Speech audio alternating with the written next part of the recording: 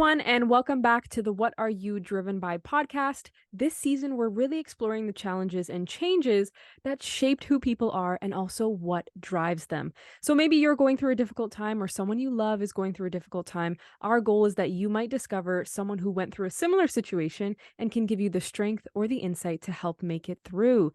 So make sure that you subscribe to the What Are You Driven By podcast and connect with us online at Driven By Co. Now, on this episode, we have Hazel Williams, founder of Big Girl Interrupted. So welcome, Hazel. Why don't you go ahead and introduce yourself? Well, thank you, thank you, thank you for having me. I'm excited to be on your show and your podcast. And I am the founder of Big Girl Interrupted. We have been in business for about 5 years now, going into six, March 30th. And we are a community where we empower women and help them answer the question of what's interrupting your life through using the tool of a vision board. I love that. And you know what? I've seen so many of your events online, all the clips. I haven't had the pleasure of attending one yet, but Yes. they look absolutely amazing. And you're putting that together all by yourself? Well, I do have the big plus is my sister's an event planner. Ooh, oh, that So definitely helps. yeah, that comes in very handy. So she helps me with it. Oh, wonderful. I really got to make it out to one of those events. And if you're listening, so do you. Yeah. So, Hazel, 2024. 2024. Yes, exactly. This is the year. So, Hazel, what is your story? Give us the story that makes you you and how you got to where you are today. Woo, Big my question, I story. know. Wow. That's a big question. Okay, so my story. It began with me asking myself what's interrupting my life. That was the question I asked myself. And I asked myself a number of times. And during that time, when I was asking myself that question, I was returning to university after, I want to say 15 years of not 15, almost 20 years actually, of not being in school, graduating in my career and choosing to go back to school and further my education. Um, and then also one uh, raising a young man. He's not a teenager anymore, but at the time he was a teenager in high school. So I was dealing with like being a teenage single mom then, and also transitioning from being with somebody to being separated. So that was another interruption. So there was a number of interruptions all happening at the same time. And I realized then that those interruptions all had to do with external things, but nothing had to do with me. And who I was, I didn't know because I was 10 million things to other people and I didn't know who I was. So that's what I discovered by answering that question. I also discovered through answering that question that I have a little bit of anxiety. I suffered a little bit of depression at that time. And I just had to start putting things into place and start working on me, start focusing on me. Yes, things are going to happen around me, but I'm number one. And I had to start putting myself first. And that's where my journey began, is to put it by putting myself first. Wow. It sounds like you've had to answer a lot of questions through that period of time because all of these changes were happening to you all at one time. And so, I think that we all can draw a little bit of wisdom from what you went through. So I wonder, through that experience, what was the biggest lesson that you learned? There are a lot of lessons, but the biggest one um, was to say no, to finding the strength to say no and making sure the no came from my gut. Right. And when I say that, it means that I'm not second guessing myself after I've said the no. Because that's what I would say no and then be like, okay, did I say the right thing? I shouldn't do that. That person. And because I'm always putting people first. And I work in the social service field. So that's what we're taught to do, right? We're taught to service. And so when it came to myself, it was really hard to do that work. And it still is hard today. Like I'm journaling about it intensely because I need to really start saying no and creating the barriers to the no's for like so that people can't come in. Wow, I think that's a really important lesson, and it's hard. I mean, I struggle with that too. A lot of people struggle with that, whether they are considered people pleasers or not. It's just about that Mhm. level of consideration that you have for other people that just makes you kind-hearted and generous. And for you to realize that, you're kind of losing yourself in this process of trying to help everybody else, it's really important that you learned a skill that you had to realize for yourself that it's not that it didn't make you you anymore. It's just that it allowed you to prioritize you to even show up better for the other people. Yeah. That's amazing. Now, also through all these interruptions in your life, like I'd love to know what was going through your mind. I know at the time it must have been really difficult. So what were some of the things going through your mind and how you shifted yourself into more of a productive and growth space? Mm. Okay. So in our community, we call those limiting beliefs. And those limiting beliefs, I encourage the women in our community to label and identify and give that belief a name. So my person's Berta. And those thoughts and those experiences that was more of it was thoughts actually, was that I'm not good enough. Um, I'm dumb. I can't do it. Uh, I'm never going to achieve my goals. I should just settle for where I am. I shouldn't want more.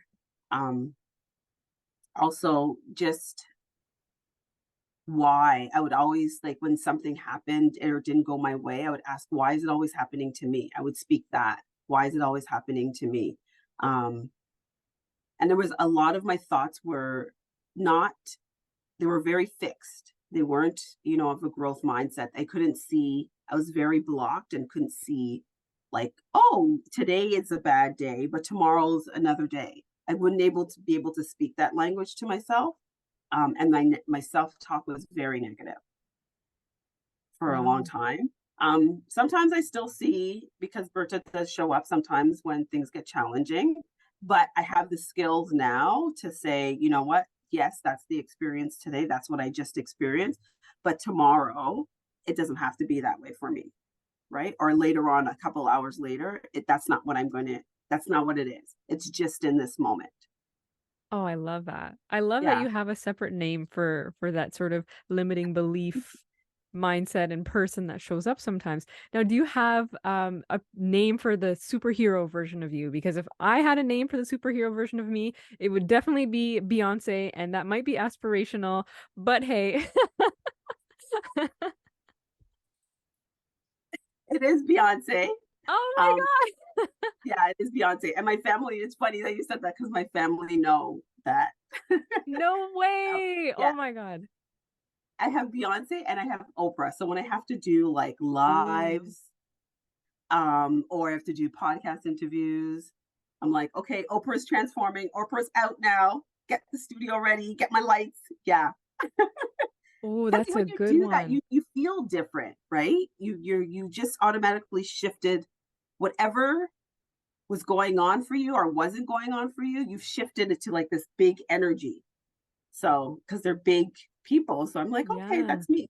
Yeah. It's like this grand way to compartmentalize and Mhm. and there and it kind of makes this complex idea of this person and this persona really simple because as soon as you say Oprah, you know exactly how you need to Yes. show up.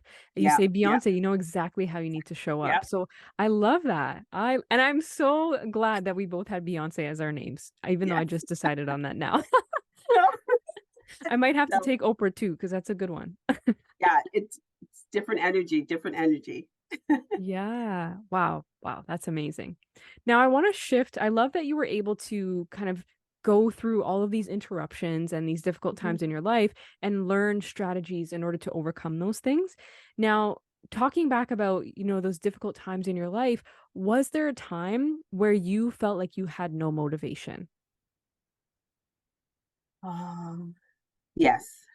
When I returned back to school, to university to be exact, and um, it was the process of writing papers.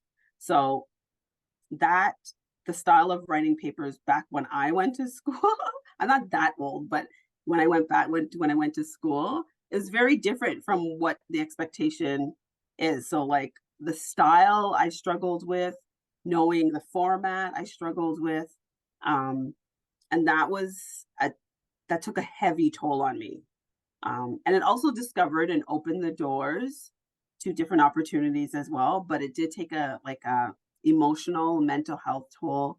Um, I was eating, I was like eating to compensate my feelings, crying a lot. Um, and then when I would access certain services, I felt barriers because I'll just be very transparent. So I would access support services at the university. And because my income, I made a certain amount of money, I didn't qualify for that service. And Mhm. then sometimes I would access tutorers, and I had to go through a number of tutorers because one, they didn't understand my style. And then also, two, I have a non visible disability.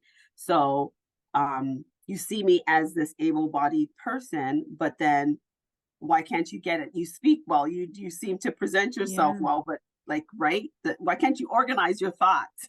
Right. Yeah. Right? So that was a challenge. That was definitely a challenge because some people ghost me. And then Oh. my last tutor, she was amazing, amazing soul. She sat down, she broke it down to me for me. And even my professors, when I submitted my papers, they're like, this is from the first paper you wrote to this paper. She's like, it's like 90%.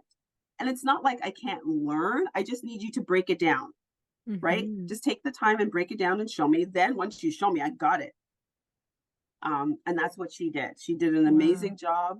And she was the one that helped like push me past my all those negative beliefs, those self-doubts, especially when it came to school, that I Yeah. can do it and shifting my mindset around it. But that's where, to Wow. answer your question, that's where it was most challenging. Right. And so would you say that, when you discovered your motivation again and when you got that momentum, was it as a result of that person believing in you, or was there something else going on or something else in your life that contributed to bringing your motivation back to those levels of I can do it? I think it was a bit of both, just where I was in my life at that time. Um, I think it was her telling me I can do it, I seeing and I being positively reinforced by my professors at the time, with it, that I realized I can do this and I can actually do more and I could do a lot more. And then engaging in communities and building a community of women. We call ourselves the blessed community who all have non-visible disabilities. Yeah, because we operate very differently, but we support each other. And I mean, we not operate differently. We just think differently, Mhm. right? And we've come together to acknowledge our differences and support each other and help each other through challenges. But it was through that it opened that door, and I was able to continue my motivation to go and keep going. Wow. That's Mhm, amazing, and it goes to show you the power of just believing in somebody else and showing that extra little bit of patience or that extra little bit of encouragement, how mhm. much of an impact that can have on someone else's life, and maybe she doesn't even know what she did for you, She right? probably, because I haven't spoken to her in years, but yeah, she probably doesn't know. Right? Yeah. Wow. So it just goes to show how important that is. Now, Mhm, talking a little bit more about that engagement, when you're actively engaged in a project, maybe it's for your vision board events or anything else that you find yourself engaged in. Is there something, some sort of environmental condition, or is there something about what it is that you're doing that makes you feel engaged? Like, what do you think people need to have in order to feel engaged in a project? mhm.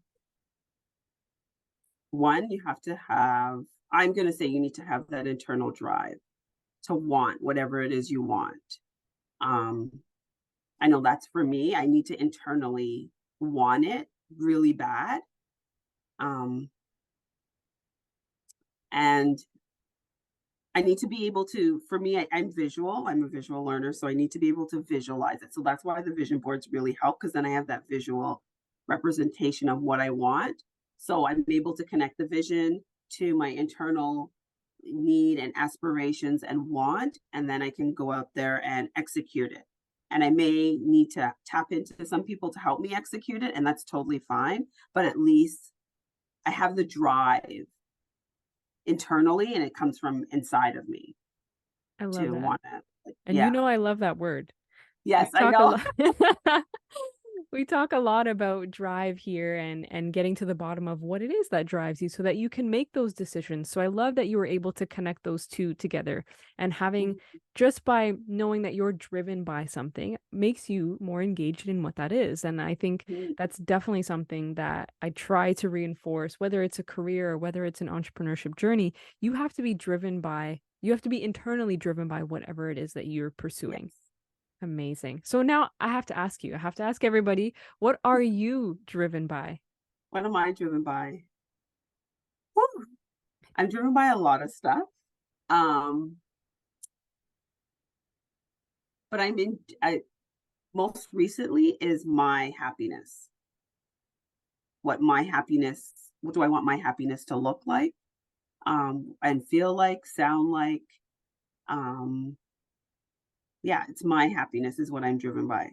So I do things to fill my cup. I'm a little selfish right now because I spent many years filling other people's cups. It's time Yeah, for me to fill my cup. So that's what I'm driven by right now. that's amazing. Now, earlier you mentioned that you had gone through a separation Hmm. and part of the challenge there was that you had to rediscover your identity of who you are without that other person. So can Yeah. you shed a little wisdom for those who might be going through something similar and how to make it through that process and rediscover your identity? Mm. Okay. So I'm going to be very transparent. Go to therapy because it's going to be your safe spot to really talk transparently with somebody who has nothing to do with your situation or what you're about to embark on, as you transition. Because especially when you've been with that person for many years, um, it's hard to see yourself doing anything else. Mhm. Um, and for me, it was like my fundamental years, like high school into my 20s, was with this one person, right? So um, it was rediscovering and having fun with myself. So I went to therapy. I also took a self trip, a healing trip. Ooh. Um, and I did it myself. I wrote down all the things, the negative talks that I was having about the situation that I maybe made the separation happen, like all that blame, that self blame. I wrote it down all on the paper. Sorry for the environment, but I ripped it up and threw it in the ocean because I needed to. It was my way and my representation of letting it go. Yes. And then I sat down, I journaled all the goals and all the things that I wanted to achieve. What did I want to do? I broke them down into 6 months and I started working towards them. When I came back on the plane, I was just like, okay, let's go. It was like leaving it there and then Yes. coming back as a new person. So finding what's gonna what you, what's going to start your healing process and your self-discovery process is what I would say. But I would say definitely, especially if it's a long-term relationship that you're transitioning to, um, definitely go and get therapy. Don't try to solve it on your own. Don't try to work through it all on your own. Yes, I agree. I agree. And I'll be transparent as well. I've gone through a similar situation and being with someone throughout your formative years, all Hmm. that time, your identity is very much linked to them and how your schedule is with them. So Hmm. going through that separation is especially difficult because, you are rediscovering how to stand on your own 2 feet again. So I love the visual I got when I saw you ripping up that paper and letting it go. And Hmm. I recently got some advice from someone I know who's also in a similar field. Like she's in social work, and she said it's time for you to date yourself. And I thought, wow, like just two simple words, date yourself. And I thought, wow, for some reason that just had a significant impact on me. And I'm like, you know what? Yeah, I'm going to take myself out. I'm going to start doing the things that I want to do. And no longer do I have to consider, oh, can I do this? Should I do this? Will they like to do this? Will they want to come? Should I?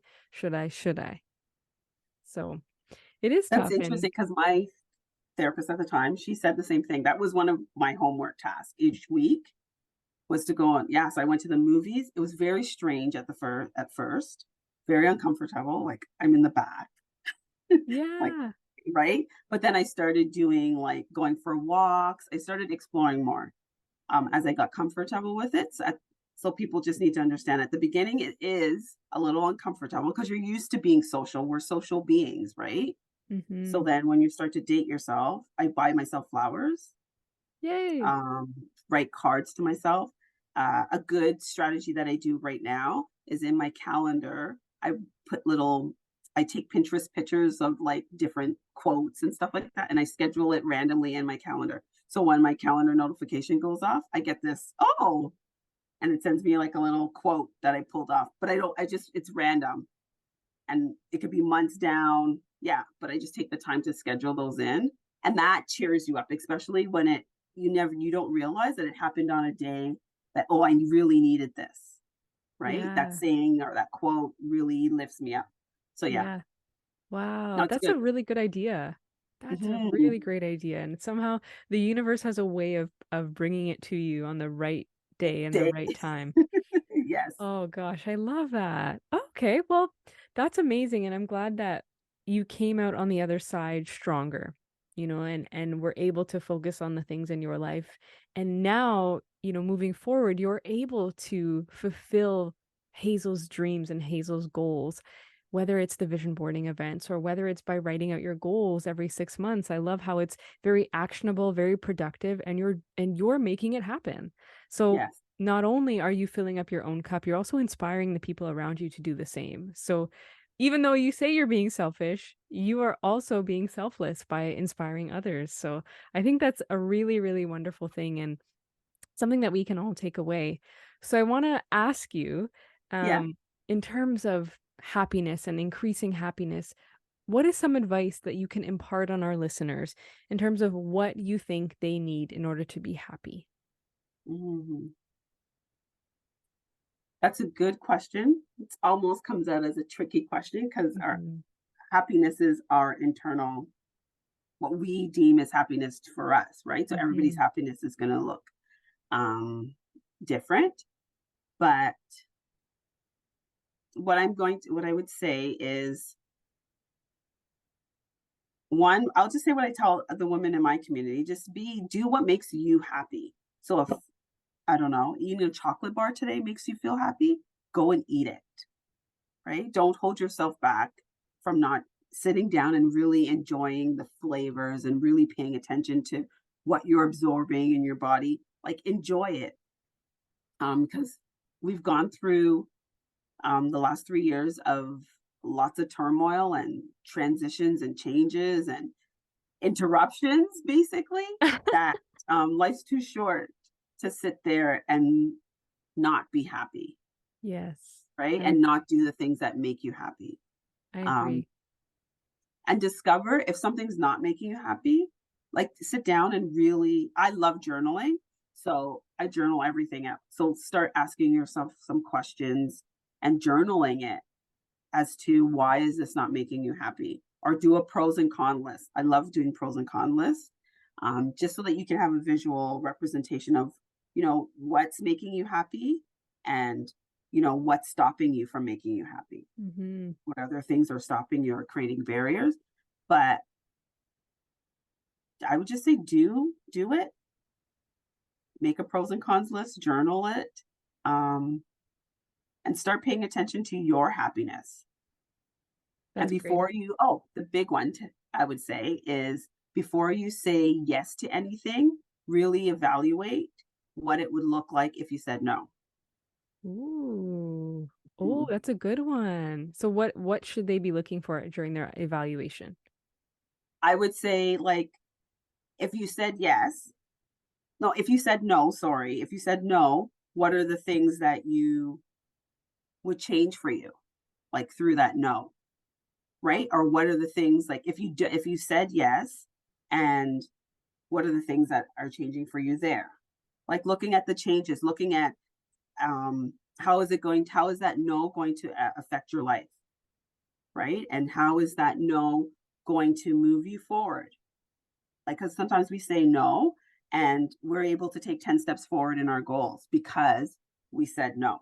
If we had said Mhm. yes, that our goals are we're putting basically sometimes it depends on what you're saying yes to may put you 10 steps back because now you're putting that other person's needs forward first. Mhm. Yeah, That's a good so point. just evaluating that. Yeah.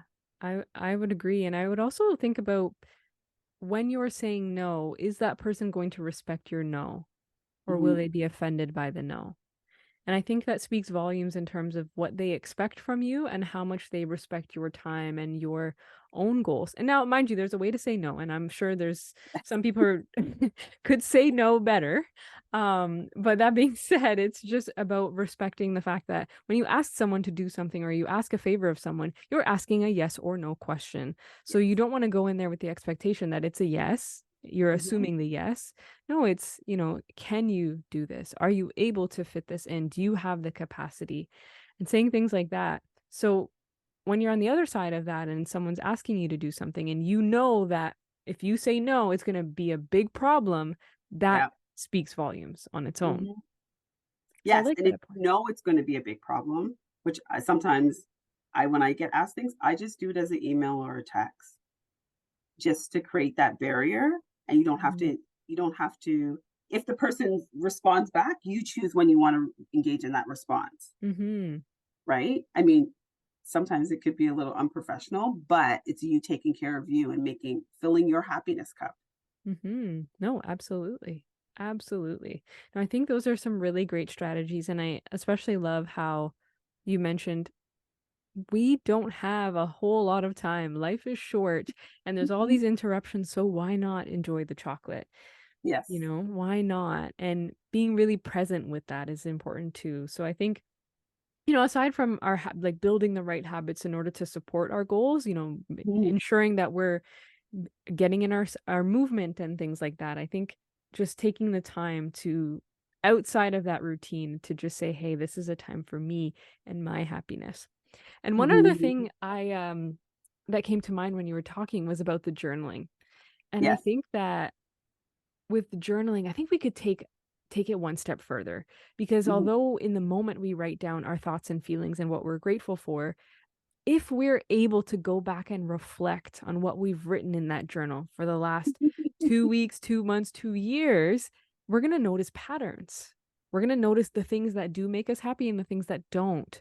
So taking the time to actually reflect in your journal, that's one thing. So I created a journal, the good morning and good night journal. For Yes. those that are seeing this video, I have it here, even though it's a bit blurry. But one of the things I wanted to build in was a weekly reflection to say, okay, what were the good things and what are the things you would change? Because I Mhm. found so much more value in looking back. Back. Right. Yes. Actually, today, so I do the Journal Society where we journal live every morning, but today was reflecting, like I realized through journaling every day, and we've been looking at how do we create barrier. I mean, how do we like our commitment to ourselves is the journal prompts that I've been providing, but I realized that there's been a pattern in me saying my yes to things. And I realized today that, working in the social service field, um, and doing what I do in my community from Big Girl Interrupted, I'm always supporting people. I'm always saying yes. So it's like today I realize I have a pattern of keep writing that I need to stop saying it, not stop saying yes or limiting the amount of yeses that I deliver. Mm-hmm. That's what I realized today. That's And as amazing. I continue to do, as I continue to go through the journal prompts, like different journal prompts, it keeps coming back to that. See? So Yeah. It continues to come up and it's like there's a quote and I can't recall exactly how it goes, but it's something like if you don't learn the lesson once, it'll come up again or something like yes. that. Something like that. Yes. So But it's it's coming up true. a lot. Exactly. So, out of all your experience, whether it's through Big Girl Interrupted or just your life experience and everything that we Mhm. talked about, are there specific lessons or actually advice that you'd like to impart on our listeners? Um, I'm gonna say first, love you. Look in the mirror and tell you how much you love you. And at the beginning, it's hard to do. take baby steps. Maybe you start at the corner of the mirror and tell yourself something, or maybe it's you writing on a sticky note and saying, you don't even have to look at yourself yet, but just write it on the sticky note and stick it on the mirror. Start to engage with who the person you see in the mirror, because that's the best person for you. And anybody else that comes into your life is going to add to you and help you grow, right? Especially if you're picking the right people to have around you. Um, Mhm. that would be is you. That would be my biggest advice, is to spend time with you, love you, show you, learn about you, discover more things about yourself. Because you are number one. It's true. You were born with you and you're gonna die with you and you're gonna Yeah. live with you your whole life. Yes. And it also tells you, like, when you know yourself, you're able to communicate to other people how you want to be treated, and Mhm. you're able to communicate your wants and your needs, in every situation. So true. It's so true. And I've recently had an experience where I chose to advocate for myself and how something made me feel. And unfortunately, it didn't go as planned, and the other person wasn't receptive to how I felt or how their actions made me feel. But at the end of the day, I looked at myself and I said, "I'm proud of myself. I'm proud of you for at least advocating, because it's one thing to just let those things slide and sweep Mhm. them under the rug, but it's another thing to communicate and advocate." And even though it's something that is not inconvenient for the other person, it is Right. something that would make a huge change for you. So just knowing how that other person responds to those sort of, I want to say, like, reaching out and asking for support or help or just a little bit of change in terms of how things could be. So that tells you a Mhm. lot. So I think I agree. I think that's so important. And making sure that you're advocating for yourself. So, yeah, Absolutely. because you know Absolutely. you best. Mhm. Yes. So what's next for you, Hazel? What do we have coming up? What are you looking forward to? What are your goals? Ooh, do you have all day? I do. Um, I'm joking. so for Hazel, it's automation, a new website. Those are, well, that's for business, but for Hazel is just to do more self-discovery and personal growth. Um, Also for Hazel is to travel and expand my network outside of where I am, just to grow, to personally grow there, and discover and learn new things, learn what other people are doing, connect with other people. Then on a business level, it's to continue on this journey of networking, connecting with people, getting to learn people, build relationships, um, being advocate for communities, women, men, whoever, um, and just to continue to inspire people that you can do it. That's Yeah. amazing. That's amazing. Besides Also, events, but yeah, but yes, see, so you'll be able to catch Hazel, Beyonce, and Oprah in the same yes, room at her future events. So, yeah, so actually, you know what? I just before we sort of come to a close on the podcast, I want you to yeah. tell everybody what they can expect from your vision board events. Woo, okay, because I just had a call about that. Ooh, So perfect. It's fresh. yes, it's fresh. So what can you expect from our vision board events? One, um, it hits you in the way that it needs to hit you. It's not your typical vision board event. Um, I do take you through uh, our signature program that looks at, like, what's interrupting your life, because that's our signature question. Then we also look at, what are the limiting beliefs, your thoughts that create those from that experience of interruption, and what are the thoughts, and then how do we shift that to now getting you to look at yourself through a growth mindset and shifting those negative self talks So we work through that, and then we get to the nitty-gritty of your goals and getting you to really let them go. Like, put it all out there. No goal is too small to achieve. And then you work together at the event, and you kind of brain dump together and help strategize on the different micro goals that you can work towards, so that will help you get to your bigger goal. Because we're not running a race.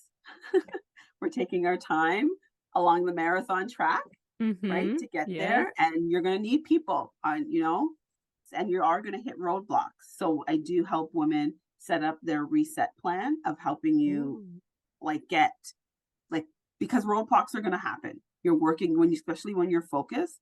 Um, like, people say the devil is like a liar and he likes to interrupt things. He does, right? He likes to cause some drama, and it's going to happen. But how do you get yourself back on track and focus on your goals?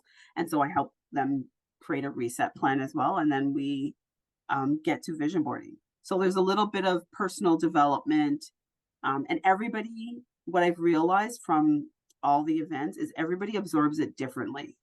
So Mm-hmm. everybody's experience and takeaway is different, and I realize that whatever we try to do a clearing process so that you're kind of clear, but it's still inside of you. Whatever you've brought in with you, still inside of you. So when you go through the experience, it's going to show up in different ways.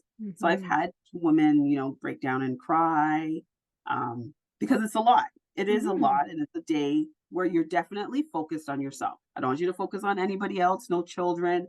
There's realizations that happen, but it's definitely a day for you to focus on you. Wow. Yeah. And it reminds me of what you talked about, that process for you when you had that self-healing vacation and you had Mhm. your own process of clearing in the water with the everything that you had Yes. written down. So I love that it seems like you've taken your journey and Yes, how I you did. got here and put it into an experience for other Mhm. people to have who just Yeah. maybe weren't able to have all those realizations and growth through those experiences. Maybe they're still in their suffering. Maybe they're still in their Mhm. challenges. So I love Yeah, that. you realize, and you through that process, like, a lot of people will message me after and be like, I realize I have a lot of things blocking me and blocking my way, right? So it opens the doors and opens your mind and who you are to being able to see. And especially when Mhm. you're in a room of like-minded people who are on the same journey, it's even more powerful. Mhm. I agree. Couldn't agree Mhm. more. And I find the same thing with those who come to the Driven by events. People are looking for growth on their journey. They're goal Yes. oriented. They're ready to put in that work. So Mhm. I can absolutely see how that can be fulfilling for you and also sort of a full circle moment of your Yes. life. So I'm really proud of you for doing that and I'm glad that you are, Thank you. of course, although you're being selfish, as you say, you're still making a huge difference in so many lives. So I want to thank you so much for joining me today for this conversation on the What Are You Driven By podcast. Before you go, where can the listeners find you? The best place to find me is on Facebook, but Mhm. sorry, Instagram and Facebook at Big Girl Interrupted. Those are the two main, and those are where I'm interacting. Not one of my team members, but I'm interacting. I manage those two pages. Wonderful. Okay, you guys heard it here first. Thank you so much, Hazel. Please connect with her online at Big Girl Interrupted and make sure you attend one of those vision boarding events. So, to all those listening in today, thank you so much for tuning in to the What Are You Driven By podcast, and we'll see you on the next episode.